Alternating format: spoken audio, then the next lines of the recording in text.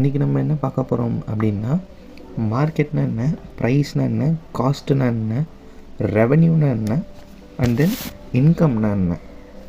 முதல்ல மார்க்கெட் அப்படின்னா ஒரு பிளேஸில் கமாடிட்டி இல்லைனா குட்ஸை கொண்டு வந்து விற்கிறாங்க அப்படின்னா அதை மார்க்கெட் அப்படின்னு சொல்லுவோம். எக்கனாமிக் டேர்ம்ஸில் அது எப்படி ரெப்ரசன்ட் பண்ணுவோம் அப்படின்னா, where the buyer and seller enter into the market for exchange of goods and services அப்படின்னு எக்கனாமிக் டேர்ம்ஸில் நம்ம ரெப்ரசன்ட் பண்ணுவோம்.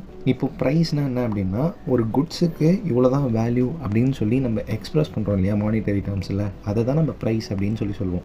ப்ரைஸ் வந்து டிமாண்டுக்கு ஏற்ற மாதிரியும் சப்ளைக்கு ஏற்ற மாதிரியும் வேரி ஆகும். ஃபார் எக்ஸாம்பிள், இப்போது நம்ம லைவ் எக்ஸாம்பிளாக எப்படி பார்க்கலாம் அப்படின்னா, இப்போது திடீர்னு தக்காளி வந்து ரேட் அதிகமாக இருக்கும். ரீசெண்டாக கூட 140 to 200 கேஜி வந்து பெர் கேஜி வந்து 200 கிட்டே இருந்தது இல்லையா. ஸோ அது வந்து டிமாண்டுக்கு ஏற்ற மாதிரியும் சப்ளைக்கு ஏற்ற மாதிரியும் வந்து ப்ரைஸுன்றது மாறுறதுக்கு நிறைய சான்சஸ் இருக்குது. இப்போ காஸ்ட்னா என்ன அப்படின்னா, ஒரு குட்ஸை நான் ப்ரொடியூஸ் பண்ணுறேன் அப்படின்னா அந்த குட்ஸுக்கு நான் ப்ரொடியூஸ் பண்ணுறதுக்கு சில எக்ஸ்பென்சஸ் நான் இன்கர் பண்ணுறேன் இல்லையா. ஸோ அதை தான் நம்ம காஸ்ட்டுன்னு சொல்லுவோம். இப்போ ஃபார் எக்ஸாம்பிள், ஒரு ஃபார்மர் வந்து ரைஸை ப்ரொடியூஸ் பண்ணுறாருன்னு வச்சுப்போம். அவர் அந்த ரைஸை ப்ரொடக்ஷன் இது பண்ணுறதுக்காக சில எக்ஸ்பென்சஸ் பண்ணுவார், like fertilisers, manure, labour cost. இதெல்லாம் வந்து இது எல்லாமே காஸ்ட் கணக்கில் வரும்.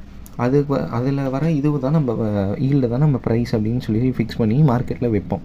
ஓகேங்களா. இப்போது ரெவென்யூனா என்னென்னா, revenue is an income obtain from sales of goods and services. அதாவது ரெவென்யூ அப்படின்றது வந்து ஏதோ ஒரு ப்ராடக்டை விற்று சம்பாதிக்கிறத தான் நம்ம ரெவென்யூ அப்படின்னு சொல்கிறோம். ஒரு ப்ராடக்டையோ இல்லை ஒரு சர்வீசஸையோ மார்க்கெட்டில் விற்று நம்ம இது பண்ணுறத தான் ரெவென்யூஸ் அப்படின்னு சொல்லுவோம். இன்கம்னா அதை எப்படி ரெப்ரசன்ட் பண்ணுவாங்க அப்படின்னா, மானிட்டரி டேர்ம்ஸில் ஏதோ ஒரு இது மூலயமா நம்ம ஏர்ன் பண்ணுறது. ஃபார் எக்ஸாம்பிள், ரெண்டல் பேஸஸ்லேயோ இல்லை ஒரு கமிஷன் பேஸஸ்லேயோ ஏதோ ஒரு இன்கம் ஏர்ன் பண்ணுறோம் அப்படின்னா அதை வந்து இன்கம் அப்படின்னு சொல்லுவோம். ஓகேவா. இப்போ இன்கமே வந்து nominal income and real income அப்படின்னு சொல்லி 2 டைப் இருக்கு இல்லையா. இப்போ நாமினல் இன்கம்னா என்னென்னா, expressed in the term of monetary, அதான் மணி டேர்ம்ஸில் ரெப்ரசன்ட் பண்ணலாம். It is a term of money income, அதாவது நாமினல் இன்கம் அப்படின்னு சொல்லுவோம். Real income is amount of goods that can be purchase with the money as an income. அதாவது real income அப்படின்றது வந்து the amount of goods that can be purchased with money as an income. It is a purchasing power of income which is based on the rate of inflation அப்படின்னு சொல்கிறாங்க.